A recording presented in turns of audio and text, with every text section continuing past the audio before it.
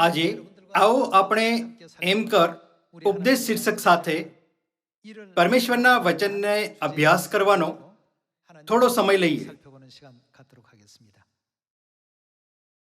એક યુવાન જે પરમેશ્વર પર વિશ્વાસ કરતો હતો એક બીજા યુવાન સાથે યાત્રા પર ગયો જે વિશ્વાસ નહોતો કરતો. વિશ્વાસીએ બીજા વ્યક્તિને પૂછ્યું, તમે પરમેશ્વર પર વિશ્વાસ કેમ નથી કરતા? ત્યારે તેણે જવાબ આપ્યો, હું પરમેશ્વર પર વિશ્વાસ નથી કરવા ઈચ્છતો, કેમ કે હું આ તથ્યથી ઘૃણા કરું છું કે 10 આજ્ઞાઓમાં ઘણીવાર તું એવું ન કર કહેવામાં આવ્યું છે. પછી બંનેએ ચાલતા ચાલતા એક દિશાસૂચક બોર્ડને લગાવેલું જોયું. દિશાસૂચક બોર્ડ એક શહેરને જમણી બાજુ, બીજા શહેરને ડાબી બાજુ અને ત્રીજા શહેરને સીધા આગળની બાજુ બતાવતું હતું. આ રીતે દિશાસૂચક બોર્ડ દરેક શહેરની દિશાને બતાવતું હતું.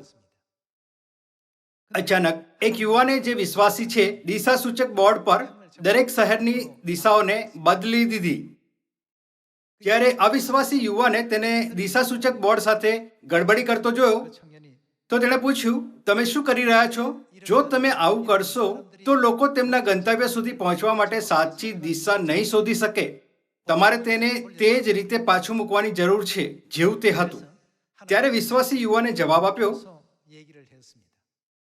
પરમેશ્વરે આપણને સ્વર્ગનો માર્ગ શોધવામાં સક્ષમ બનાવવા માટે 10 આજ્ઞાઓ અને બાઇબલ આપી છે. જે રીતે આ દિશાસૂચક બોર્ડ દરેક શહેરની દિશા બતાવે છે તે જ રીતે પરમેશ્વરે આપણને આપણું ગંતવ્ય એટલે સ્વર્ગ માટે સાચી દિશા બતાવવા માટે બાઇબલ આપી છે. તું એવું ન કર ની આજ્ઞાઓ એટલે જ આપવામાં આવી છે કેમ કે આપણે પરમેશ્વરના નિર્દેશોનું પાલન કર્યા વગર આપણા ગંતવ્ય સુધી નથી પહોંચી શકતા. આ આપણી જીવનશૈલીને પ્રતિબંધિત કરવા અને આપણી સ્વતંત્રતાને છીનવવા માટે નથી. જ્યારે તેઓ એક સાથે યાત્રા કરી રહ્યા હતા તો જે વ્યક્તિ અવિશ્વાસી હતો તે છેવટે આ સમજી ગયો કે પરમેશ્વરે આ કર અને તું એવું ન કર ની ઘણી આજ્ઞાઓથી બાઇબલને કેમ ભરી દીધું છે. જેમ કે ભલું બુંડું જાણવાના વૃક્ષનું તારે ખાવું નહીં અને તું ચોરી ન કર. જ્યારે આપણે બાઇબલની 66 પુસ્તકોમાં લખેલી બધી આજ્ઞાઓને જોઈએ છીએ તો આપણે આ બંને યુવાનોની જેમ છીએ.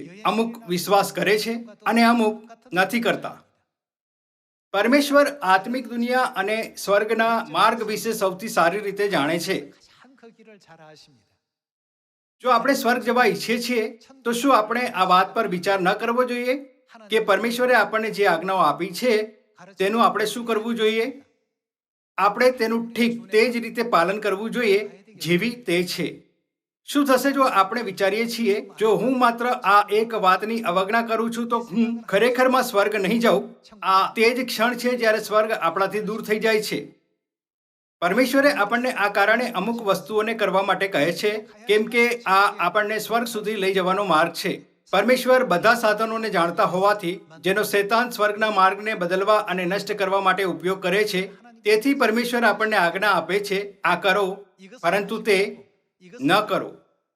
આપણે આ ન ભૂલવું જોઈએ કે આ જ કારણે બાઇબલની 66 પુસ્તકોમાં પરમેશ્વરની આજ્ઞાઓ લખવામાં આવી છે.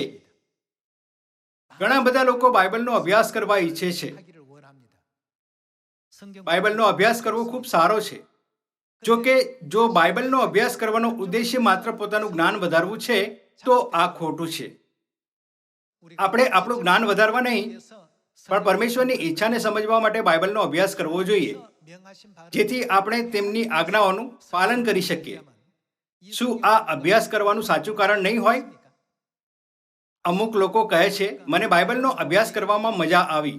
આદમ અને હવાની વાર્તા, રાજા સુલેમાનના મુકદ્દમાની વાર્તા, દાઉદને ગોલિયતને મારવાની વાર્તા અને તે બાબતોને શીખવવું મજેદાર હતું જેની મને ખબર ન હતી.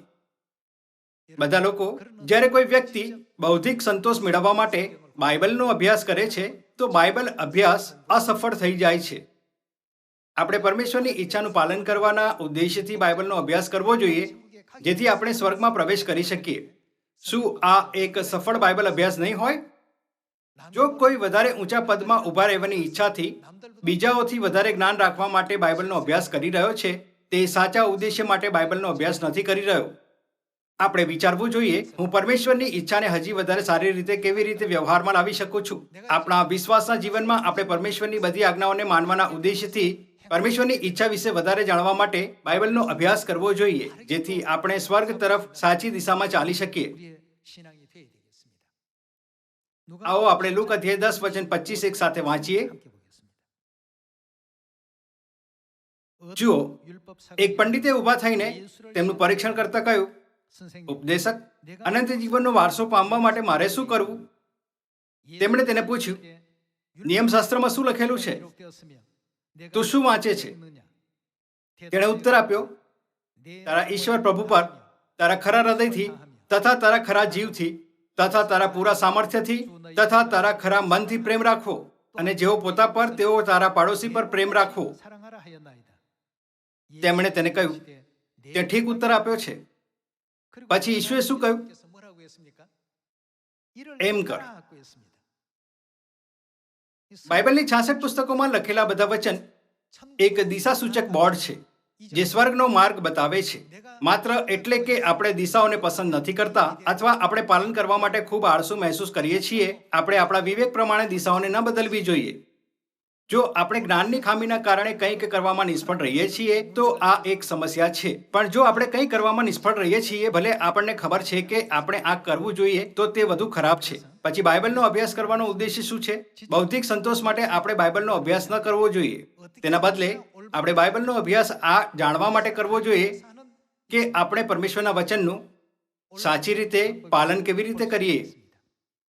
એટલે ઈશુએ અહીં કહ્યું, તે ઠીક ઉત્તર આપ્યો છે. તું પહેલેથી ઉત્તર જાણતો હતો. ત્યારે તું ઉત્તર જાણતો હોવાથી તો એમ કર, એટલે તું જીવશે. આ કારણે આજનું ઉપદેશ શીર્ષક છે, એમ કર. આપણે ઉત્પત્તિથી પ્રકટીકરણ સુધી બાઇબલની 66 પુસ્તકોમાં લખેલા વચનોની સતત તપાસ કરીએ છીએ. જે કંઈ પણ પરમેશ્વર આપણને શીખવે છે તે મહત્વપૂર્ણ છે, તેથી આપણે તેનું પાલન કરવું જોઈએ. ભલે પરમેશ્વરની શિક્ષા એક ખૂબ નાની બાબત લાગે તો પણ આપણે તેનું પાલન કરવું જોઈએ. ભલે આપણને ઉત્પત્તિથી પ્રકટીકરણ સુધી બાઇબલની બધી 66 પુસ્તકો યાદ છે અને પરમેશ્વરના વચનના અર્થને સમજીએ છીએ, પણ જો આપણે વચનોનું પાલન નહીં કરીએ તો આપણો બાઇબલ અભ્યાસ વ્યર્થ થઈ જશે. તેથી જ્યારે ઈસુને નિયમશાસ્ત્ર વિશે પૂછવામાં આવ્યું તો તેમણે આપણને જાગૃત કરીને પરમેશ્વરની શિક્ષાઓનો અભ્યાસ કરવાના મહત્વ વિશે બતાવ્યું. બસ આ જાણશો નહીં, પણ એમ કરો અને ત્યારે તમે જીવશો. આવો આપણે માથી અધ્યાય 7:20 જોઈએ. તે માટે તેઓના ફળથી તમે તેઓને ઓળખશો. આ કહે છે કે તેમને તેમના ફળોથી ઓળખવામાં આવશે. જેઓ મને પ્રભુ પ્રભુ કહે છે તેઓ સર્વ આકાશના રાજ્યમાં પહેરશે એમ તો નહીં, પણ જેઓ મારા આકાશમાંના પિતાની ઈચ્છા પ્રમાણે કરે છે તેઓ જ પહેરશે. આ ઈસુની શિક્ષા છે. બાઇબલની 66 પુસ્તકોમાં બધા વચન એક દિશાસૂચક બોર્ડ છે, જે સ્વર્ગનો માર્ગ બતાવે છે. કોઈ પણ આ દિશાસૂચક બોર્ડમાં કંઈ પણ ઉમેરી નથી શકતો અથવા તેમાંથી કંઈ નીકાળી પણ નથી શકતો અથવા દિશાઓને નથી બદલી શકતો. બાઇબલ દ્વારા પરમેશ્વરે તે દિશાની સ્થાપના કરી છે જે સ્વર્ગના રાજ્ય તરફ ઇશારો કરે છે. તેથી આપણે તે દિશાનું પાલન કરવું જોઈએ અને પરમેશ્વરની બધી આજ્ઞાઓનું પાલન કરવું જોઈએ. આવો આપણે વચન 22 સાથે ચાલુ રાખીએ. તે દિવસે ઘણા મને કહેશે, પ્રભુ પ્રભુ, શું અમે તમારે નામે પ્રબોધ કર્યો નથી, અને તમારે નામે ભૂતો કાઢ્યા નથી, અને તમારે નામે ઘણા પરાક્રમી કામો કર્યા નથી? ત્યારે હું તેઓને સાફ કહીશ કે મેં તમને કદી પણ ઓળખ્યા નથી. ઓ ભૂંડું કરનારાઓ, તમે મારી પાસેથી દૂર જાઓ. પરમેશ્વરે કહ્યું, હે નિયમશાસ્ત્રનું ઉલ્લંઘન કરનારાઓ, તમે મારી પાસેથી દૂર જાઓ. તેનો અર્થ છે, હું તમને સહન નહીં કરીશ. તેઓ કેવા પ્રકારના લોકો છે? તેઓ તે લોકો છે જેમણે આ વિચારતા દિશાસૂચક બોર્ડને બદલી દીધું છે, જેને પરમેશ્વરે લગાવ્યું હતું કે હું તેને મારી ઈચ્છા પ્રમાણે બદલી શકું છું, કેમ નહીં? તેઓ ક્યારેય સ્વર્ગમાં પ્રવેશ નહીં કરી શકે. આ જાણવા દેવા માટે કે આપણે બદલવામાં આવેલ દિશાસૂચક બોર્ડનું પાલન કરીને સ્વર્ગના રાજ્યમાં નથી જઈ શકતા. ઈશુએ કહ્યું, હે નિયમશાસ્ત્રનું ઉલ્લંઘન કરનારાઓ, તમે મારી પાસેથી દૂર જાઓ. બધા લોકો પરમેશ્વર સ્વર્ગનો માર્ગ જાણે છે, તેથી તેમણે આપણને સ્વર્ગ તરફ માર્ગદર્શન કરવા માટે બધી જગ્યાએ દિશાસૂચક બોર્ડ લગાવ્યા. જો કે દાનિયલ અધ્યાય 7 પ્રમાણે આપણા દુશ્મન શેતાને ધાર્મિક ઉત્સવોના દિવસોને તથા નિયમનું શું કર્યું? તેણે તેને બદલી નાખ્યા. તેણે સાબાત દિવસને રવિવારમાં બદલી દીધો, જેને પરમેશ્વરે સ્થાપિત કર્યો હતો. તેણે આપણને ભ્રમિત કરવા માટે દિશાસૂચક બોર્ડ બદલી દીધું. વિશ્વભરમાં ઘણા વિશ્વાસી છે અને વિભિન્ન ધર્મ છે. બધા ખ્રિસ્તી, ગેરવિશ્વાસી અને જે લોકો અન્ય દેવતાઓની પૂજા કરે છે, તેમાંથી ખૂબ ઓછા લોકો સ્વર્ગના રાજ્ય માટે સાચા માર્ગ પર છે. તેથી બાઇબલ કહે છે, થોડા જ છે જેને તે જડે છે. ઘણા બધા લોકો વિનાશના માર્ગ પર ચાલી રહ્યા છે. તેઓ વિનાશના માર્ગ પર કેમ ચાલી રહ્યા છે? આપણને સ્વર્ગ લઈ જવા માટે પરમેશ્વર દ્વારા મૂળ દિશાસૂચક બોર્ડની સ્થાપના કરવામાં આવી હતી, પણ શેતાને મૂળ દિશા બોર્ડને બદલી દીધું અને હવે દરેક શેતાન દ્વારા સ્થાપિત માર્ગનું પાલન કરી રહ્યા છે. શું આ કારણે પરમેશ્વર આ પૃથ્વી પર બીજી વાર ન આવ્યા? તે દિશાસૂચક બોર્ડને ઠીક કરવા માટે આવ્યા હતા અને આપણી માટે સ્વર્ગનો માર્ગ પુનઃસ્થાપિત કર્યો. તેથી ઈશુએ કહ્યું, તે જે મારા આકાશમાંના પિતાની ઈચ્છા પ્રમાણે કરે છે, સ્વર્ગમાં પ્રવેશ કરી શકે છે. ઘણા લોકો કહેશે, પ્રભુ પ્રભુ, અમે તમારા નામે ભવિષ્યવાણી કરી અને તમારા નામે દુષ્ટ આત્માઓને નીકાળી અને તમારા નામે ઘણા પરાક્રમી કામો કર્યા. જો કે ઈશુએ કહ્યું, મેં તમને કદી પણ ઓળખ્યા નહીં. જો તમે મારા દ્વારા સ્થાપિત દિશાસૂચક બોર્ડનું પાલન કર્યું હોત, તો તમારે સાબાત દિવસ અને પાસ્કા મનાવવો જોઈતો હતો અને તમારે નવા કરારના સત્યમાં હોવું જોઈતું હતું. પણ તમારામાંથી કોઈ પણ નવો કરાર નથી મનાવી રહ્યા. તેથી તમારે એક અલગ જગ્યા પર જવું પડશે. ઓ ભૂંડું કરનારાઓ, તમે મારી પાસેથી દૂર જાઓ. આ કહેતા ઈશુએ તેમને તેમનાથી દૂર કરી દીધા. જ્યારે આપણે આ જોઈએ છીએ તો આપણે સમજી શકીએ છીએ કે પરમેશ્વરે સતત ભાર આપીને કહ્યું, બાઇબલની 66 પુસ્તકોના વચનોમાં ક્યારેય કંઈ પણ ન ઉમેરવું, ન તો તેમાંથી કંઈ નીકાળવું. મારા દ્વારા સ્થાપિત દિશાસૂચક બોર્ડને કોઈએ પણ ન બદલવું જોઈએ. આવો આપણે પ્રકટીકરણ અધ્યાય 22 વચન 18 વાંચીએ. આ પુસ્તકમાંના ભવિષ્ય વચનો જે કોઈ સાંભળે છે તેને હું સોગંદ દઈને કહું છું, અહીં આ પુસ્તકનો અર્થ બાઇબલ છે. જો કોઈ તેઓમાં વધારો કરશે તો તેના પર ઈશ્વર આ પુસ્તકમાં લખેલા અનર્થો વધારશે. વળી જો કોઈ આ ભવિષ્ય વચનના પુસ્તકમાંથી કંઈ પણ કાઢી નાખશે તો ઈશ્વર તેનો ભાગ જીવનના ઝાડમાંથી તથા પવિત્ર નગરમાંથી, એટલે આ પુસ્તકમાં જે લખેલું છે તેમાંથી કાઢી નાખશે. જ્યારે પરમેશ્વર કહે છે કે આપણે તેમના વચનોમાં ક્યારેય કંઈ વધારવું અથવા કાઢવું ન જોઈએ, તો તેનો અર્થ છે કે આપણે સ્વર્ગ તરફના દિશાસૂચક બોર્ડને ન બદલવું જોઈએ. તેનો અર્થ આ છે કે આપણે તે માર્ગ સિવાય જેને પરમેશ્વર સ્વયં માનવજાતિને સ્વર્ગમાં લઈ જવા માટે સ્થાપિત કર્યો હતો, કોઈ પણ વૈકલ્પિક રસ્તાને ક્યારેય પણ ગ્રહણ ન કરવા જોઈએ. પણ 321 ઈસવીમાં એક મૂર્તિપૂજક ધર્મે જે રોમન સૂર્ય દેવતાની પૂજા કરતો હતો, ખ્રિસ્તી ધર્મમાં ઘૂસણખોરી કરી ગુપ્ત રીતે સાબાત નામક દિશાસૂચક બોર્ડને ફેંકી દીધું અને રવિવાર નામક એક અલગ દિશાસૂચક બોર્ડ સ્થાપિત કર્યું. 325 ઈસવીમાં આ મૂર્તિપૂજક ધર્મે પાસ્કા નામક દિશાસૂચક બોર્ડને પણ ફેંકી દીધું અને ક્રિસમસ નામક એક દિશાસૂચક બોર્ડને સ્થાપિત કર્યું. માનવજાતિ અત્યારે તે વિકૃત માર્ગ પર ચાલી રહી છે. એક માર્ગ છે જેને પરમેશ્વરે બનાવ્યો છે અને એક માર્ગ છે જેને શેતાને બનાવ્યો છે. હવે માનવજાતિ કયા માર્ગ પર ચાલી રહી છે? વિનાશ તરફ જનાર ફાટક વિશે બાઇબલ શું કહે છે? તે મોટો છે અને ઘણા તેમાં થઈને પેસે છે. બાઇબલમાં આ પણ કહેવામાં આવ્યું છે, કેમ કે જે માર્ગ જીવનમાં પહોંચાડે છે તે સાંકડો છે ને તેનું બારણું નાનું છે અને જેઓને તે જડે છે તેઓ થોડા જ છે. બધા લોકો, આ વિશ્વમાં ઘણા બધા લોકો હોઈ શકે છે જેઓ તે સુવાર્તાના માર્ગથી સંમત નથી, જેની પર હવે આપણે ચાલી રહ્યા છીએ. જો કે આપણે માત્ર પરમેશ્વરના વચન પર નિર્ભર રહેતા અનંત સ્વર્ગના રાજ્યમાં પહોંચવા સુધી વિશ્વાસના આ માર્ગ પર ચાલવું જોઈએ, જેથી આપણને ક્યારેય કોઈ પસ્તાવો ન થાય. તેથી ઈસુએ પ્રેરિત યોહાનને આપેલ પ્રકટીકરણમાં કહ્યું, આ પુસ્તકમાં કંઈ ન ઉમેરવું, આ પુસ્તકમાંથી કંઈ પણ ન કાઢવું. મારા દ્વારા સ્થાપિત કરવામાં આવેલ માર્ગ સિવાય ક્યારેય કોઈ બીજો માર્ગ ન બનાવતા.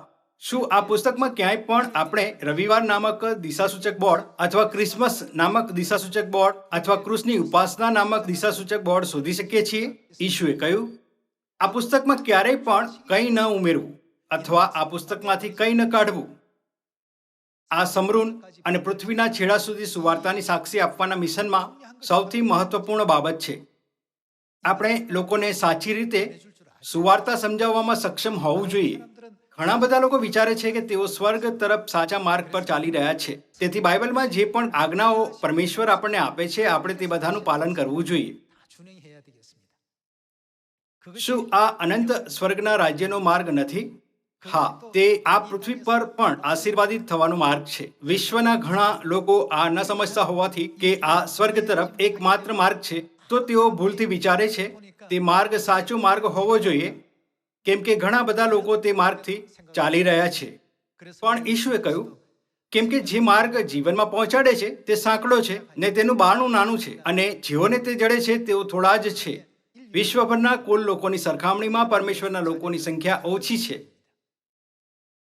પણ સ્વર્ગમાં પ્રવેશ કરવા માટે આપણે દિશાસૂચક બોર્ડ પ્રમાણે અંત સુધી તે માર્ગનું પાલન કરવું જોઈએ જેને પરમેશ્વરે સ્થાપિત કર્યું છે. આપણે દિશાસૂચક બોર્ડને આપણી ઈચ્છા પ્રમાણે ક્યારેય પણ ન બદલવું જોઈએ.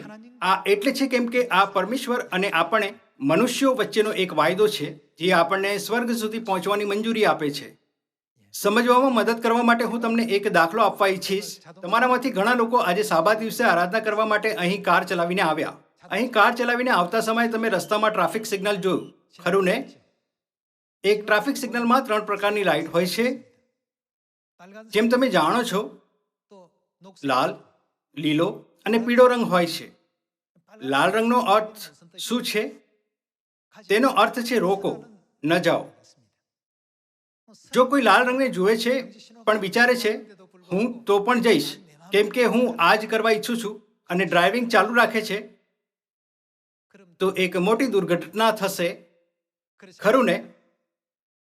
દર્દ ત્યાં રાહ જોઈ રહ્યો છે, મરણ ત્યાં રાહ જોઈ રહ્યું છે. અમુકના હાથ અથવા પગ ભાંગી શકે છે અને અમુક મરી પણ શકે છે. ઘણી અનિચ્છનીય પરિસ્થિતિઓ થઈ શકે છે. બાઇબલ એક દિશાસૂચક બોર્ડ છે જેને પરમેશ્વરે આપણને સ્વર્ગ જવા માટે બનાવ્યું છે.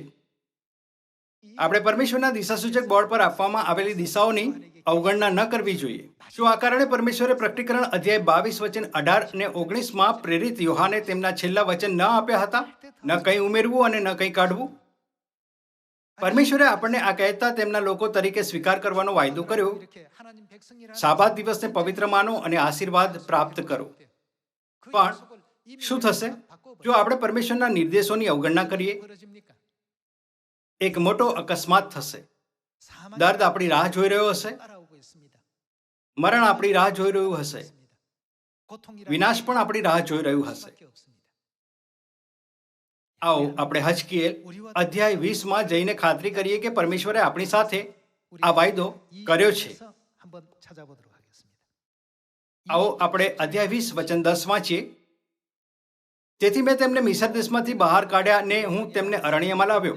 મેં તેઓને મારા એવા વિધિઓ આપ્યા ને તેઓને એવી આજ્ઞાઓ ફરમાવી કે જો કોઈ માણસ તેઓને પાડે તો તેઓ વડે તે જીવે.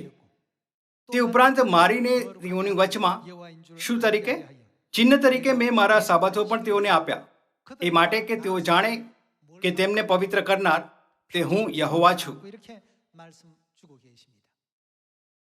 પરમેશ્વરે આપણને સાબાત દિવસ આપ્યો જે તેમના અને તેમના લોકો વચ્ચે એક ચિહ્ન થાય, જેથી આપણે તેમના લોકો તરીકે ઓળખવામાં આવી શકીએ.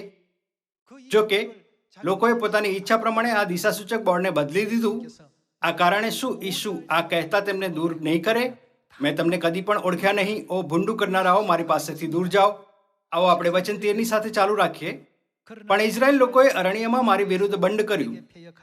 તેઓ મારા વિધિઓ પ્રમાણે ચાલ્યા નહીં. તેઓએ મારી આજ્ઞાઓનો અનાદર કર્યો. એ વિધિઓ એવા છે કે જો કોઈ માણસ તેઓને પાડે તો તેઓ વડે તે જીવે. અને મારા સાબાતોને પણ તેઓએ ઘણા જ ભ્રષ્ટ કર્યા. ત્યારે મેં કહ્યું કે હું અરણ્યમાં તેઓ પર મારો કોપ રેડીને તેમનો સંહાર કરીશ. પરમેશ્વરે આપણને સાબાત દિવસ આપ્યો જેથી આપણી આત્માઓ જીવિત રહી શકે. તેમણે આપણને સાબાત દિવસ એક ચિહ્ન તરીકે આપ્યો અને તેની ખાતરી કરવા દીધી કે આપણે પરમેશ્વરના લોકો છીએ અને તે આપણા પરમેશ્વર છે. જો કે લોકોએ પોતાની ઈચ્છા પ્રમાણે સાબાત દિવસને બદલી લીધો અને ઘણા લોકો તે બદલાયેલા માર્ગનું પાલન કરી રહ્યા છે. પછી શું તેઓ સ્વર્ગ પહોંચી શકશે? ના. માથી અધ્યાય 12માં ઈશુએ કહ્યું, માણસનો દીકરો વિશ્રામવારનો પણ પ્રભુ છે. લુક અધ્યાય 4માં આપણે જોઈ શકીએ છીએ કે ઈશુએ સાબાત દિવસને તેમની રીતિ પ્રમાણે મનાવ્યો. તેમણે ઉપદેશ આપ્યો અને સભાસ્થાનમાં એકત્રિત ઘણા લોકોને સમજાવ્યા. પરમેશ્વર આ પૃથ્વી પર આવ્યા અને સ્વર્ગ જવાનો માર્ગ સ્થાપિત કર્યો, જેથી આપણે ત્યાં પહોંચી શકીએ. જો કે લોકોએ પોતાની ઈચ્છા પ્રમાણે દિશાઓને બદલતા અને પરમેશ્વરના વચનની અવગણના કરતા દિશા સૂચક બોર્ડને બદલ્યું. તેમની આત્માઓ વિનાશ અને મૃત્યુના પરિણામથી બચવા માટે સક્ષમ નહીં થાય. આપણે આ તથ્યની એકવાર ફરી ખાતરી કરી શકીએ છીએ. આવો આપણે નિર્ગમન અધ્યાય 31 વચન 13 જોઈએ. વળી તું ઇઝરાયેલી લોકોને કહે કે તમે જરૂર મારા વિશ્રામ વારો પાળો, કેમ કે તમારી પેઢી દર પેઢી મારીને તમારી વચ્ચે તે ચિહ્નરૂપ છે, એ માટે કે તમે જાણો કે તમને પવિત્ર કરનાર તે હું યહોવા છું.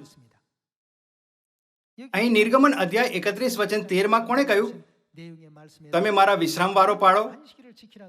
તે પરમેશ્વર છે, જેમણે સાબાત નામક દિશાસૂચક બોર્ડ બનાવ્યું ને સ્વર્ગ તરફ દોરવણી કરે છે. ઉત્પત્તિ 2 પ્રમાણે સાબાત દિવસ કયો દિવસ છે? આ કહે છે કે તે 7મો દિવસ છે. આ દિવસને નથી બદલી શકાતો. આ તથ્ય કે 7મો દિવસ સાબાત દિવસ છે એક સખત નિયમ છે જેને બદલી નથી શકાતો. પણ સૂર્ય દેવતાની પૂજા કરનારા મૂર્તિપૂજક ધર્મને ખ્રિસ્તી ધર્મમાં લાવવામાં આવ્યો અને સ્વર્ગના દિશાસૂચક બોર્ડને બદલી દેવામાં આવ્યું. જો તમે સિયોલમાં છો અને બુશાન જવા ઈચ્છો છો તો તમારે દિશાસૂચક બોર્ડનું પાલન કરવું પડશે, જે તમને બુશાન સુધી લઈ જશે. જો તમે દિશાનું પાલન નથી કરતા પણ બીજી દિશા લો છો તો તમે એક અલગ શહેરમાં પહોંચશો. શું આ કારણે પરમેશ્વરે આ પૃથ્વી પર નવા કરારની સ્થાપના કરીને આપણને તેમના માર્ગ પર દોરવણી કરવા માટે તેમની પવિત્ર શિક્ષા ન આપી? આ માનો, આ કરો, તું આ ન કરતો, આ ના કરો. જ્યારે પરમેશ્વર આપણને એક ચોક્કસ દિશામાં ન જવા માટે કહે છે, કેમ કે આપણે તે માર્ગથી જવા પર સ્વર્ગથી દૂર થઈ જઈએ છીએ અને પાછા નથી ફરી શકતા.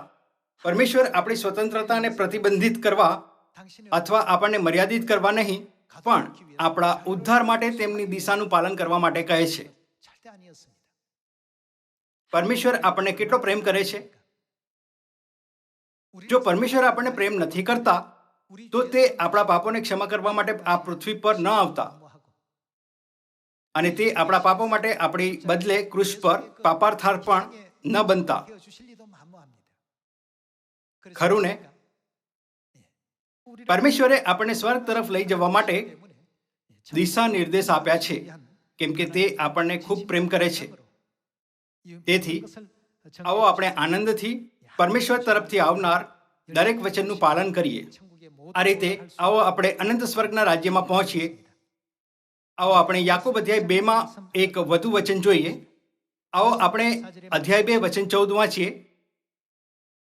મારા ભાઈઓ, જો કોઈ કહે મને વિશ્વાસ છે પણ જો તેને કરણીઓ ન હોય તો તેથી શો લાભ થાય?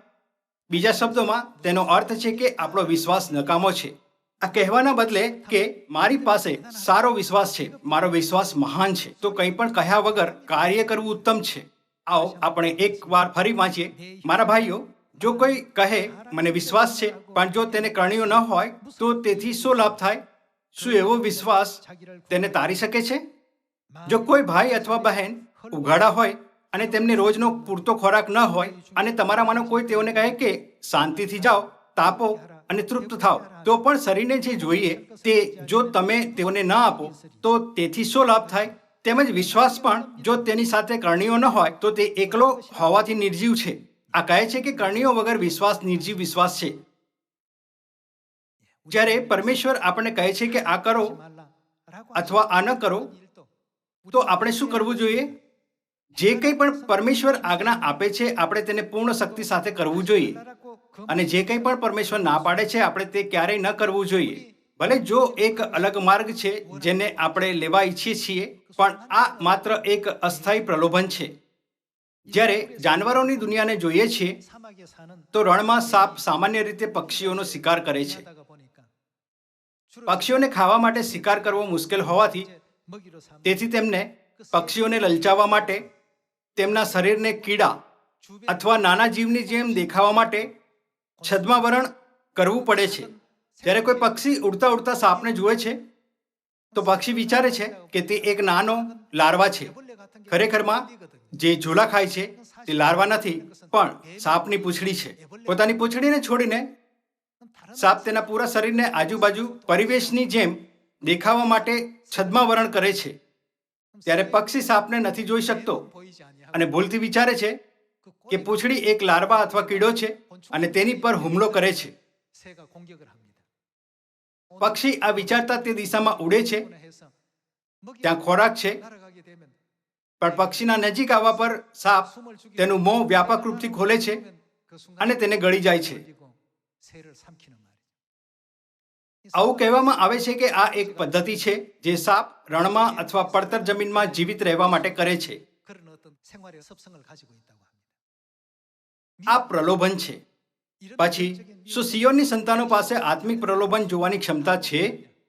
પરમેશ્વર જાણે છે કે આપણી પાસે તે નથી. તો પરમેશ્વરે આપણને શું કહ્યું? પરમેશ્વરે કહ્યું તે ન કરો. જો આપણે પરમેશ્વર પર વિશ્વાસ કરીએ છીએ તો આપણે વિચારીશું ત્યાં એક પ્રલોભન હશે જે આપણી આત્માને ગળી જશે. પક્ષીની આંખોમાં જે કીડો લાગી રહ્યો હતો તે સાપની પૂંછડી નીકળ્યું. પક્ષીને ખબર ન હતી કે મરણ તેની ઠીક સામે છે. જ્યારે પક્ષીએ હવામાં આમ તેમ ઉડતા તેને જોયું તો તે ચોક્કસ સ્વાદિષ્ટ ખોરાક જેવું લાગ્યું. ત્યારે પક્ષી તે દિશામાં ઉડ્યું. જ્યારે તે પોતાની ચાંચથી પૂંછડીને પકડવાનું હતું તો સાપનું માથું બહાર આવી ગયું અને તેને પક્ષીને ઝપટામાં પકડી લીધું.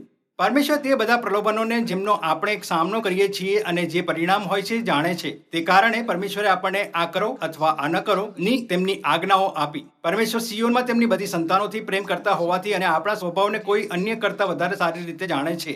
તો પરમેશ્વર બાઇબલની 66 પુસ્તકો દ્વારા કહે છે તમારે આ કરવું જોઈએ અથવા આ ન કરો. કેમ કે પરમેશ્વરને ચિંતા છે કે આપણે પ્રલોભનમાં પડી જઈશું અને સ્વર્ગનો માર્ગ ખોવી દઈશું. આપણે ક્યારે પણ પરમેશ્વરના વચનને જ્ઞાન તરીકે ન માનવા જોઈએ. તેના બદલે આપણે પરમેશ્વરના વચનને વ્યવહારમાં લાવવા જોઈએ.